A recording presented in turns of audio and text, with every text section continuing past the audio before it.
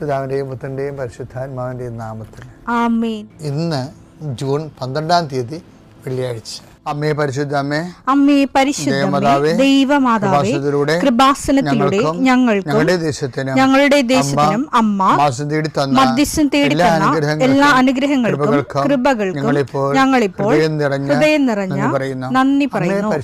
അമ്മേ പരിശുദ്ധമേ, ദൈവമാതാവേ, 2004 ഡിസംബർ 7 ഉച്ചകഴിഞ്ഞ് 2:30 കൃപാസനത്തിൽ സംഭവിച്ച അമ്മയുടെ പ്രത്യക്ഷപ്പെടലിനെ കുറിച്ച് തിരുസഭയ്ക്ക് സമർപ്പിച്ചിരിക്കുന്ന പഠനരേഖകളുടെ സഭാത്മകമായ പഠനം ആരംഭിക്കുവാൻ ഞങ്ങൾ പ്രാർത്ഥിക്കുന്നു.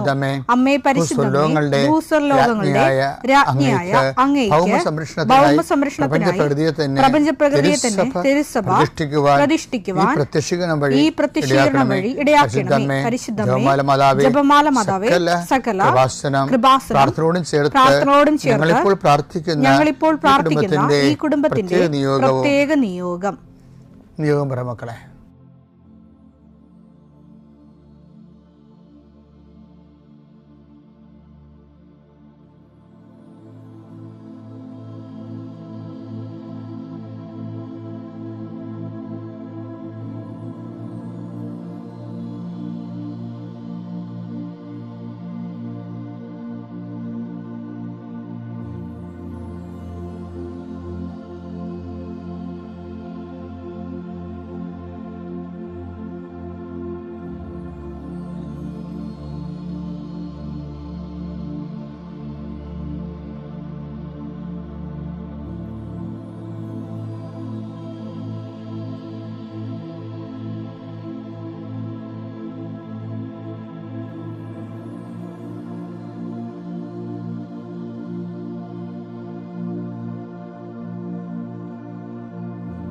അമ്മയുടെ പ്രത്യക്ഷീകരണത്തിന്റെ ഈ അനുഗ്രഹവേളയിൽ ഞങ്ങൾക്ക് സാധിച്ചു തരുവാൻ കനിയണമേ. ആമേൻ. വിശ്വാസ പ്രമാണം. സർവശക്തനായ പിതാവും ആകാശത്തിന്റെയും ഭൂമിയുടെയും സൃഷ്ടാവുമായ ദൈവത്തിൽ ഞാൻ വിശ്വസിക്കുന്നു. അവിടുത്തെ ഏകപുത്രനും ഞങ്ങളുടെ കർത്താവുമായ ഈശോമിശിഹായിലും ഞാൻ വിശ്വസിക്കുന്നു. ഈ പുത്രൻ പരിശുദ്ധാത്മാവിനാൽ ഗർഭസ്ഥനായി കന്യകാമറിയത്തിൽ നിന്ന് പിറന്ന് പൊന്തിയോസ് പീലാത്തോസിന്റെ കാലത്ത് പീഡകൾ സഹിച്ച് കുരിശിൽ തറയ്ക്കപ്പെട്ട് മരിച്ച് അടക്കപ്പെട്ട് പാതാളങ്ങളിൽ ഇറങ്ങി മരിച്ചവരുടെ ഇടയിൽ നിന്ന് 3-ാം നാൾ ഉയർത്ത് സ്വർഗത്തിലേക്ക് എഴുന്നള്ളി സർവശക്തിയുള്ള പിതാവായ ദൈവത്തിന്റെ വലതുഭാഗത്തിരിക്കുന്നു. അവിടെ നിന്ന് ജീവിക്കുന്നവരെയും മരിച്ചവരെയും വിധിക്കുവാൻ വരുമെന്നും ഞാൻ വിശ്വസിക്കുന്നു. പരിശുദ്ധാത്മാവിലും ഞാൻ വിശ്വസിക്കുന്നു. വിശുദ്ധ കത്തോലിക്കാ സഭയിലും പുണ്യവാന്മാരുടെ ഐക്യത്തിലും പാപങ്ങളുടെ മോചനത്തിലും ശരീരത്തിന്റെ ഉയർപ്പിലും നിത്യമായ ജീവിതത്തിലും ഞാൻ വിശ്വസിക്കുന്നു. ആമേൻ. സ്വർഗ്ഗസ്ഥനായ ഞങ്ങളുടെ പിതാവേ, അങ്ങയുടെ നാമം പൂജിതമാകണമേ. അങ്ങയുടെ രാജ്യം വരണമേ. അങ്ങയുടെ തിരുമനസ് സ്വർഗത്തിലെ പോലെ ഭൂമിയിലും ആകണമേ. അന്നു വേണ്ടുന്ന ആഹാരം ഇന്ന് ഞങ്ങൾക്ക് തരണമേ. ഞങ്ങളോട് തെറ്റ് ചെയ്യുന്നവരോട് ഞങ്ങൾ ക്ഷമിക്കുന്നത് പോലെ ഞങ്ങളുടെ തെറ്റുകൾ ഞങ്ങളോടും ക്ഷമിക്കണമേ. ഞങ്ങളെ പ്രലോഭനത്തിൽ ഉൾപ്പെടുത്തരുതേ, തിന്മയിൽ ഞങ്ങൾ രക്ഷിക്കണമേ. ആമേൻ. നന്മ നിറഞ്ഞ മറിയമേ, സ്വസ്തി. കർത്താവ് അങ്ങയുടെ കൂടെ സ്ത്രീകളിൽ അങ്ങ് അനുഗ്രഹിക്കപ്പെട്ടവളാകുന്നു. അങ്ങയുടെ ഉദരത്തിൻ ഫലമായി ഈശോ അനുഗ്രഹിക്കപ്പെട്ടവനാകുന്നു. പരിശുദ്ധ മറിയമേ, തമ്പുരാന്റെ അമ്മേ, പാപികളായ ഞങ്ങൾക്ക് വേണ്ടി ഇപ്പോഴും ഞങ്ങളുടെ മരണസമയത്തും തമ്പുരാനോട് അപേക്ഷിക്കണമേ. ആമേൻ. കർത്താവേ, നിന്റെ ഉന്നതമായ നാമത്തിന് സ്തോത്രം ചെയ്യുന്നു. കർത്താവേ, നിന്റെ വിശുദ്ധ പൗരോഹിത്യത്തെ മഹത്വപ്പെടുത്തണമേ. കർത്താവെ, സഭയിലുള്ള സാന്നിധ്യം ദൃഢമാക്കണം. 40 വർഷം ഞാൻ അർപ്പിച്ച കൃപാസനത്താരെ ജീവനോടെ പ്രത്യക്ഷപ്പെട്ട മാതാവിൻ്റെ സാന്നിധ്യം ഈ കൃപാസനത്തിൽ വന്നിറങ്ങി പ്രാർത്ഥിച്ചു പോകുന്ന ലക്ഷോപലക്ഷം മനുഷ്യരുടെ പ്രാർത്ഥനയുടെ ശക്തിയാൽ അങ്ങയുടെ കാരുണ്യം കണ്ണുനീരോടെ ആഗ്രഹിക്കുന്നുണ്ട്. ഈശോയെ,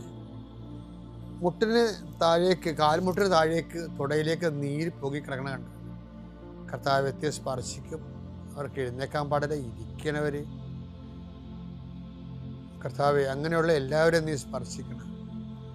പ്രാർത്ഥിക്കണമെന്നും പ്രാർത്ഥിച്ചത് സുഖപ്പെട്ടിട്ട് ജോലി ചെയ്യണമെന്ന് ആഗ്രഹിക്കുന്ന എല്ലാവരെയും നീ സ്പർശിക്കണേ കർത്താവെ. യാത്രയുള്ള മക്കളെ ഞാൻ ഏൽപ്പിച്ച് പ്രാർത്ഥിക്കുന്നു. കർത്താവെ, വിദേശത്തേക്ക് യാത്ര ചെയ്യുന്നവരും സ്വദേശത്തേക്ക് യാത്ര ചെയ്യുന്നവരും ജോലി സംബന്ധമായ യാത്ര ചെയ്യുന്നവരും യാത്ര മുടങ്ങിപ്പോരുണ്ട് ഈശോയെ. കാലുകൾ ഉതച്ചും വാഹന അപകടത്തിലും മരത്തിൽ നിന്ന് വീണും പലരും ഈ ദിവസങ്ങളിൽ അവരുടെ ഫോട്ടോയും കൂടെ എൻ്റെ അടുത്ത് വന്ന് അവരെല്ലാം ഞാനിപ്പോൾ ഓർത്ത് പ്രാർത്ഥിക്കണം ഈശോയെ. ഈശോ, നിന്റെ തിരുമുറുപാടുന്ന വലതുകരം, ആണിപ്പടുതാർന്ന അത്ഭുതകരം കിടപ്പ് രോഗികളുടെ മേൽ നീ നീട്ടണമെന്ന് പ്രാർത്ഥിക്കുന്നു. അടിപ്പിണർ പോലെ വൈദാഘാതം പോലെ ദൈവിക ശക്തി അവരിലേക്ക് ആവഹിക്കണമേ എന്ന് പ്രാർത്ഥിക്കുന്നു. നീ പോകുന്നിടത്തെല്ലാം നിന്റെ കൂടെ ഞാനുണ്ടാകുന്ന നല്ല ചില കർത്താവേ, നിന്റെ ചൈതന്യം അവരിലേക്ക് ആവശിക്കുകയും എൻ്റെ പ്രാർത്ഥനയിൽ ആശ്രയിച്ചിരുന്ന് പ്രാർത്ഥിക്കുമ്പോൾ എൻ്റെ കാര്യം അച്ഛൻ പറഞ്ഞില്ലല്ലോ എന്ന് ഓർത്ത് ഇപ്പം സങ്കടപ്പെടുന്നവരെ അവർ മനസ്സിൽ വിചാരിക്കുന്ന കാര്യത്തിൻ്റെ മേലെ മാതാവിൻ്റെ മധ്യസ്ഥത്തിൽ യേശു നാമത്തിലെ വിടുതൽ ലഭിക്കട്ടെ. പിതാവും പുത്രനും പരിശുദ്ധാത്മാവിൽ നീക്കുവാമേ. എൻ്റെ പ്രിയപ്പെട്ടവരെ, നമ്മുടെ ആധ്യാത്മിക മുന്നേറ്റത്തിലെ എപ്പോഴും നമ്മൾക്ക് വരുന്നൊരു വിഷയം, ചില സമയത്ത് ചില സാഹചര്യത്തിലൂടെ കടന്നു പോകുമ്പോൾ ചിലപ്പോൾ കൃപ നമുക്ക് സീറോയായി വരും. അപ്പോൾ നിങ്ങൾക്ക് അങ്ങനെയൊക്കെ സംഭവിക്കുക. എങ്ങനെയാണ് അച്ഛനത് മനസ്സിലാക്കുന്നത് വെച്ചാൽ, അതായത് സാക്ഷ്യം വഹിക്കാൻ കരുത്തില്ലാത്ത രീതി വരുമ്പോൾ ഓർക്കണം കൃപ സീറോ ആയെന്ന്. കർത്താവ് പറഞ്ഞിരിക്കുന്നത് എല്ലാ അവസരങ്ങളും സാക്ഷ്യം വഹിക്കാനുള്ളതാണെന്നാണ്. എല്ലാ അവസരങ്ങളും, പ്രത്യേകിച്ച് നെഗറ്റീവായിട്ടുള്ള സാഹചര്യങ്ങൾ, ഇത് നിങ്ങൾക്ക് സാക്ഷ്യം വഹിക്കാനുള്ള അവസരമായിരിക്കും. ലൂക്ക 21:12. ഇവയ്ക്കെല്ലാം മുമ്പ് അവർ നിങ്ങളെ പിടികൂടുകയും പീഡിപ്പിക്കുകയും ചെയ്യും. അവരുടെ സിനഗോഗുകളിലും കാരാഗൃഹങ്ങളിലും നിങ്ങളെ ഏൽപ്പിച്ചു കൊടുക്കും.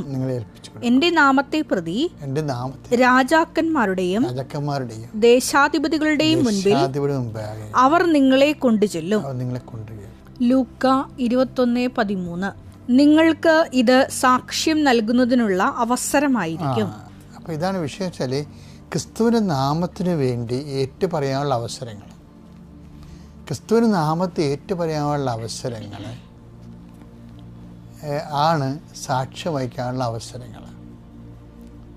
അപ്പോൾ ക്രിസ്തുവിൻ്റെ നാമത്തെ ഏറ്റുപറയാനുള്ള അവസരം, ഇപ്പോൾ ഞാൻ ഇടയ്ക്കുന്നാൾ നിങ്ങൾ പറഞ്ഞില്ലേ, കഴിഞ്ഞ ദിവസങ്ങളിൽ ഞായറാഴ്ച ക്ലാസ് എടുക്കണമെന്ന് അഖില എന്ന് പറഞ്ഞ ടീച്ചറിനോട് പറഞ്ഞപ്പോൾ ആ ഒരു ജോലി മാത്രമേ ഉപജീവന മാർഗത്തിനുള്ളൂ.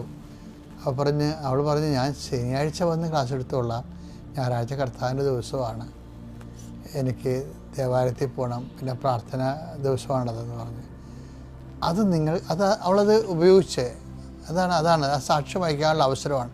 ചില ആൾക്കാരാണെങ്കിൽ പറയും കുർബാന പോയാലെന്ന് കുഴപ്പമില്ല, നാളെ കാണാനില്ല, ജോലി പോയാൽ എങ്ങനെ കുഞ്ഞുങ്ങൾ ജീവിക്കുമെന്ന് പറഞ്ഞുകൊണ്ട് അത് നിങ്ങളെക്കൊണ്ട് പറയിപ്പിക്കലാണ് ദൈവമേ. നിങ്ങൾ ഏത് തരക്കാരനാണെന്ന് പറയിപ്പിച്ച് നിങ്ങളെ ശരിക്കും മാറ്റി നിർത്തുകയാണ്. ശരി, നിങ്ങൾക്കൊരു അവസരം തന്നിട്ട് നിങ്ങൾക്ക് സാക്ഷ്യം വഹിക്കാൻ പറ്റാതെ നിങ്ങൾ നിങ്ങളുടെ ഉദരത്തിന് സാക്ഷ്യം വഹിച്ചുകൊണ്ട് നിങ്ങൾ ദൈവത്തിൻ്റെ ആളല്ല എന്ന് നിങ്ങളെക്കൊണ്ട് തന്നെ പറയിപ്പിക്കുന്ന ചതിക്കുഴികളാണ് വരുന്നത്. ആർക്കും ഇങ്ങനെ ഞാൻ ദൈവത്തിൻ്റെ ആളാണ്, വിശ്വാസിയാണെന്ന് മേന് നടിക്കാൻ പറ്റത്തില്ല. മേന് നടിക്കുമ്പോൾ ഇതുപോലെയുള്ള സിറ്റുവേഷൻസ് കൊണ്ടുവന്നിട്ട് പറയും നീ റെസ്പോണ്ട് ചെയ്യാൻ പറയും. അപ്പോഴേ സത്യസന്ധമല്ല റെസ്പോണ്ട് ചെയ്യാൻ പറ്റത്തുള്ളൂ. അപ്പോൾ കള്ളവിശ്വാസങ്ങളൊന്നും വിലപ്പോകത്തില്ല ദൈവത്തിൻ്റെ സന്നിധിയിൽ. അതുകൊണ്ടാണ് ഈശോ പറഞ്ഞത് ഇങ്ങനെയുള്ള നെഗറ്റീവ് സിറ്റുവേഷൻസ് നിനക്ക് സാക്ഷ്യം വഹിക്കാനുള്ള അവസരമാണെന്ന്. അപ്പം മോശ കാലഘട്ടവും കാലാവസ്ഥയും ജീവിത അവസ്ഥയും കർത്താവിന് സാക്ഷ്യം വഹിക്കാനുള്ള, പിന്നീട് എന്ത് സംഭവിക്കും ആ സാക്ഷ്യത്തിൽ നമ്മൾ ജയിച്ചാൽ പിന്നെ നിൻ്റെ ജീവിതം മൊത്തം ദൈവം ഏറ്റെടുക്കുകയാണ്, നിന്നെയും നിൻ്റെ കുഞ്ഞുങ്ങളെയും എല്ലാം. അപ്പോൾ വലിയൊരു അനുഗ്രഹത്തിന് മുമ്പാണ് ദൈവം സാക്ഷ്യം വഹിക്കാനുള്ള അവസരം തരണത്. അതെപ്പോഴും നമ്മൾ ഓർത്തേക്കണം. എല്ലാ അനുഗ്രഹങ്ങൾക്കും മുമ്പും സാക്ഷ്യം വഹിക്കാനുള്ള അവസരം തരും. ചിലർക്കത് മനസ്സിലാവും, ചിലരങ്ങനെ ഉറപ്പിച്ച് നിൽക്കും. കഴിഞ്ഞ ദിവസങ്ങളിൽ ആൻജുവാൻ്റെ സാക്ഷ്യം ഇടയ്ക്ക് ഞാൻ പറയാറുണ്ട്. കാനഡയിൽ അവർക്ക് ജോലിയില്ല, വിവാഹം കഴിച്ചിട്ടില്ല, അവർക്ക് 28 വയസ്സുണ്ട്, അവർക്ക് പഠിക്കണവർ. പക്ഷേ എന്ത് ചെയ്യും? എന്നാലും ഈ ബൈബിളും കൊണ്ടുപോയി അവിടെ ജോലി ചെയ്ത സ്ഥലത്ത് ബൈബിൾ വെക്കും. അപ്പോൾ ബൈബിളിനെ വിമർശിക്കുന്ന ആൾക്കാരുണ്ടാവും, ബൈബിൾ വിശ്വസിക്കാത്തവരുണ്ടാവും. അവർക്ക് ഭയങ്കര സന്തോഷമുണ്ട് കേൾക്കാൻ. കാര്യത്തിൽ ആ ഒരു ത്രെഡ് എടുത്തിട്ട് അവരോട് കർത്താവിനെ കുറിച്ച് അവൾ പറയും. അങ്ങനെയാണ് ഓരോ ജീവിതത്തിൻ്റെ ആ സാക്ഷ്യം വഹിക്കാനുള്ള അവസരം. അപ്പോൾ ഇങ്ങനെ സാക്ഷ്യം വഹിക്കാനുള്ള അവസരം വന്നാൽ എന്തിനാണ് നമ്മളിത് പറഞ്ഞതെന്നറിയാമോ? അത് പറയാൻ കാരണം, ചില സമയത്ത് നമുക്ക് സാക്ഷ്യം വഹിക്കാൻ തോന്നത്തില്ല, പേടിച്ചു പോകും, പതറിപ്പോകും, നമ്മൾ മറന്നു പോകും. അപ്പോൾ ഓർക്കേണ്ടത് കൃപ. നമ്മൾ എന്താ അതിന് പറയണത്? ഞാൻ ഇന്നലെ പറഞ്ഞില്ലേ, ബൈക്കിൻ്റെ റിസർവ് പോലും എണ്ണ ഉണ്ടാകത്തില്ല. റിസർവ് കൃപ പോലും ഉപയോഗിച്ച് മാറും. കാര്യം ഓരോരുത്തർ സാക്ഷ്യം വഹിക്കാൻ കഴിഞ്ഞില്ല എന്നുണ്ടെങ്കിൽ നിൻ്റെ റിസർവ് കൃപയും തീർന്നതിൻ്റെ അർത്ഥം. അതാണ് വിഷയം. റിസർവ് കൃപയും തീർന്നു. അങ്ങനെ വന്നാൽ, ഇപ്പോൾ റിസർവ് കൃപയും തീർന്നാൽ എന്ത് ചെയ്യും? എങ്ങനെയാണ് ആ കാലഘട്ടം അതിജീവിക്കണത്? ജീവിക്കണത് നമ്മൾ കാര്യങ്ങൾ മനസ്സിലാക്കി നമ്മൾ വിനയപ്പെടണം. വിനയപ്പെട്ട് യേശുവിനെ ഈ ബാങ്ക്രപ്റ്റ്സായിട്ടുള്ള അവസ്ഥയിലേക്ക് യേശുവിനെ ചലിപ്പിച്ച് കൊണ്ടുവരണമെന്നുണ്ടെങ്കിൽ അമ്മ മാതാവിൻ്റെ ഒരു വലിയൊരു സന്ദേശം എന്താ? അവിടുന്ന് തൻ്റെ ദാസിയുടെ വിനീത അവസ്ഥ തൃക്കൺ പാർത്തു. അപ്പോൾ നമ്മളത് നമ്മുടെ തെറ്റ് അക്സെപ്റ്റ് ചെയ്തിട്ട് ദൈവത്തിൻ്റെ കരുണയ്ക്ക് വേണ്ടി പ്രാർത്ഥിച്ചിട്ട് നമ്മൾ ദൈവതിരുസന്നിധിയിൽ അപ്പീസ് ചെയ്ത് നമ്മളെ തന്നെ വിനയപ്പെടുത്തണം. അപ്പോൾ അങ്ങനെ വിനയപ്പെട്ട് കഴിയുമ്പോൾ അതാണ് ഈ ശതാധിപനൊക്കെ സംഭവിക്കുന്നത്. ശതാധിപനെ വായിച്ച് ലൂക്ക 7:6-7 തിരുവചനങ്ങൾ. അവൻ വീടിനോട് അടുക്കാറായപ്പോൾ ആ ശതാധിപൻ തന്റെ സ്നേഹിതരിൽ ചിലരെ അയച്ച് അവനോട് പറഞ്ഞു. ഇയാളുടെ കൃപ റിസർവാണ്. കാര്യം എന്താണ്? ഇയാളെ ശതാധിപന് ഒത്തിരി കൊല്ലായിട്ട് നടക്കുന്ന ആളാണ്. കൃപ റിസർവിൽ ഇല്ല, കൃപ ഇല്ല. പക്ഷെ അയാളെ കൃപ ശരിക്കും നമ്മൾ പെട്രോൾ ടാങ്ക് ഉണങ്ങിയിരിക്കണമെന്ന് പറഞ്ഞല്ലേ, ഇന്നലെയൊക്കെ ഞാൻ പറഞ്ഞായിരുന്നു. ആ ഒരു സിറ്റുവേഷന് ഈ മനുഷ്യൻ ഫുൾ ടാങ്ക് അടിക്കണം കണ്ടല്ലേ. ഫുൾ ടാങ്ക് അടിക്കണം എങ്ങനെ? കൃപയുടെ ഫുൾ ടാങ്കാണ് അയാൾ അടിക്കണേ. എങ്ങനെ അടിക്കണേ? അയാൾ 2-3 വാക്കുകൾ പറഞ്ഞേ. കർത്താവിനെ വഴി വെച്ച് കണ്ട അയാൾ. കർത്താവേ, അങ്ങ് ബുദ്ധിമുട്ടേണ്ട. അങ്ങ് എൻ്റെ വീട്ടിൽ പ്രവേശിക്കാൻ ഞാൻ യോഗ്യനല്ല. അങ്ങയെ നേരിട്ട് സമീപിക്കാൻ പോലും എനിക്ക് യോഗ്യതയില്ല എന്ന് ഞാൻ വിചാരിച്ചു. അങ്ങ് ഒരു വാക്കുച്ചരിച്ചാൽ മാത്രം മതി. വിജാതിനായി മനുഷ്യൻ പറഞ്ഞ വാക്കാണ് കർത്താവ് കുർബാന വരുമ്പോൾ ഇന്ന് സഭ പറയണത്. എന്താണ്? അങ്ങൊരു വാക്ക് ഉച്ചരിച്ചാൽ മാത്രം മതി, എൻ്റെ ഭൃത്യൻ സുഖപ്പെട്ടുകൊള്ളും. അതായത് ഈ ശതാധിപന് ശരിക്കും 0- കൃപയിൽ നിൽക്കുന്ന ഒരാൾ കൃപയുടെ ഫുൾ ടാങ്കിലേക്ക് വരണത് ഈ വിനീതാവസ്ഥയിലൂടെയാണ്. അതാണ് അമ്മ പറഞ്ഞത്, അവിടുന്ന് തൻ്റെ വിനീതാവസ്ഥ തൃക്കൺ പാർത്തു എന്നുള്ളതാണ്. തൃക്കൺ പാർത്തു. അപ്പോൾ എപ്പോഴും നമ്മൾ ശ്രദ്ധിക്കേണ്ടത്, കൃപ എങ്ങാനും ബാങ്ക്രപ്റ്റ്സ് ആയിപ്പോയാൽ നേരെ ഡൗൺ ചെയ്ത് അഹങ്കാരം മാറ്റി, ഹുങ്ക് മാറ്റി, തൻപൂർവ മനോഹം മാറ്റിയിട്ട് നേരെ എളിമപ്പെട്ട് 0- വരണം.